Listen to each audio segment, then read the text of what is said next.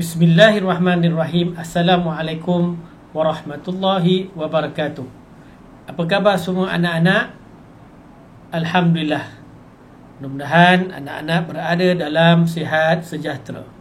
InsyaAllah pada kali ini kita menyambung semula mata pelajaran adab tahun 3 Kafa Negeri 9. Baiklah, murid-murid boleh membuka buku teks muka surat 32. InsyaAllah pada kali ini kita masuk kepada pelajaran yang keempat, adab menziarahi rakat. Dan pada bahagian yang kedua ini kita akan melihat yang pertama, faedah beradab ketika menziarahi rakat.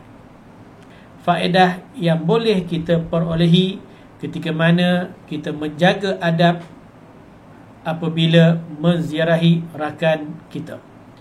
Faedah yang pertama iaitu mengeratkan hubungan silaturahim. Jadi dengan kita beradab, mudah-mudahan akan mengeratkan lagi hubungan silaturahim antara kita dan rakan kita. Faedah yang kedua iaitu melahirkan masyarakat yang harmoni. Dengan kita beradab, menjaga tata susila ketika mana kita menziarahi atau berkunjung ke rumah rakan kita. Yang ketiga, faedah yang boleh kita perolehi menghilangkan sifat sombong. Dengan kita menjaga adab kita, merendahkan diri, bergaul mesra sesama rakan apabila kita berkunjung ke rumah rakan kita. Faedah yang keempat, disayangi dan mendapat ganjaran pahala daripada Allah. Maka ganjaran yang akan kita perolehi adalah mendapat pahala daripada Allah. Itu yang kita harapkan, iaitu pahala daripada Allah Ta'ala. Faedah yang berikutnya, yang kelima, membentuk sikap bekerjasama dan tolong menolong. Dan yang keenam, menambah kasih sayang sesama rakan.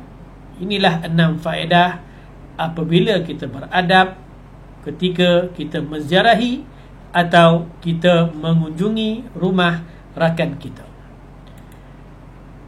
Penghayatan yang boleh kita dapat daripada faedah ini adalah setiap tetamu yang berkunjung ke rumah membawa rezeki dan keberkatan.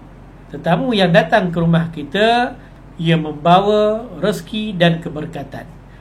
Baiklah anak-anak yang dikasihi, perkara yang perlu dielakkan semasa kita menziarahi rakan.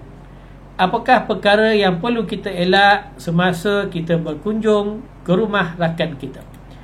Yang pertama, membuat bising di rumah rakan. Anak-anak yang dikasihi, kita jangan membuat bising dan mengganggu ketenteraman tuan rumah. Yang kedua, membuang sampah merata-rata. Apabila kita berkunjung ke rumah rakan kita, maka hendaklah sampah yang ada itu dibuang ke dalam tong sampah. Dan jika tidak disediakan, maka kita simpan dahulu di poket kita. Jangan kita membuang sampah merata-rata di rumah rakan kita.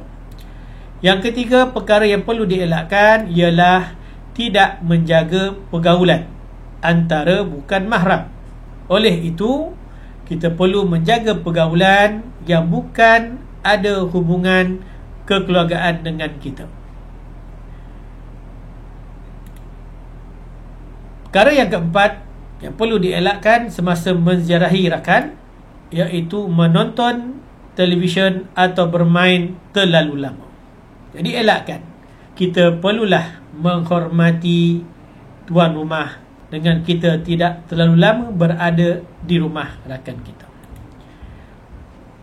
Perkara yang kelima yang perlu dielakkan adalah makan dan minum terlalu banyak. Makan dan minum pada kadar yang sepatutnya. Jangan kita terlalu membazir ataupun kita mengambil makanan yang terlalu banyak hingga boleh menyusahkan tuan rumah. Yang keenam, berkunjung ke rumah rakan ketika ketiadaan ibu bapa rakan. Jadi kita perlu mengelakkan berkunjung ke rumah rakan jika ibu bapa rakan kita tiada di rumah. Yang ketujuh, perkara yang perlu dielakkan ialah kita terus masuk ke rumah rakan tanpa meminta izin dan memberi salam. Ini perkara yang perlu kita elakkan.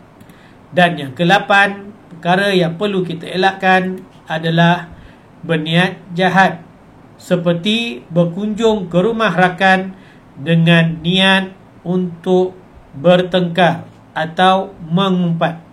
Jadi perkara ini perlu kita elakkan apabila kita menziarahi rakan kita.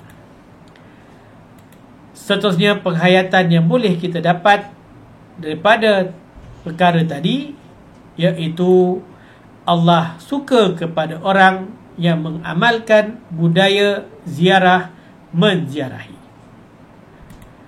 Dan yang terakhir, akibat tidak beradab ketika menziarahi rakan, yang pertama, tidak disukai oleh orang lain.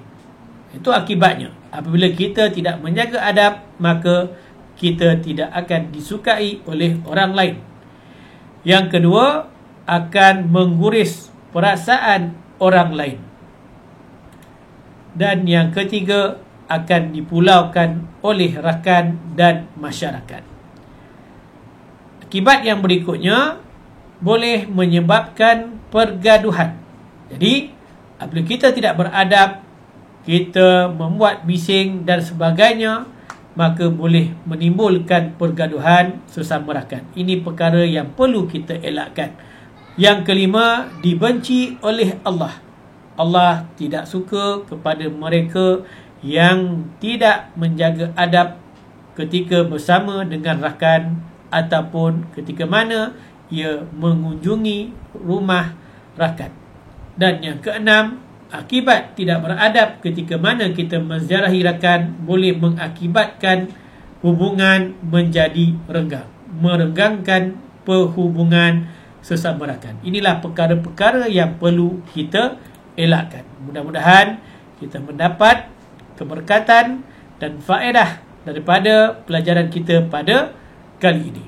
Dan Islam menggalakkan umatnya agar saling ziarah menziarahi, tetapi perlu menjaga adab yang digariskan oleh Islam.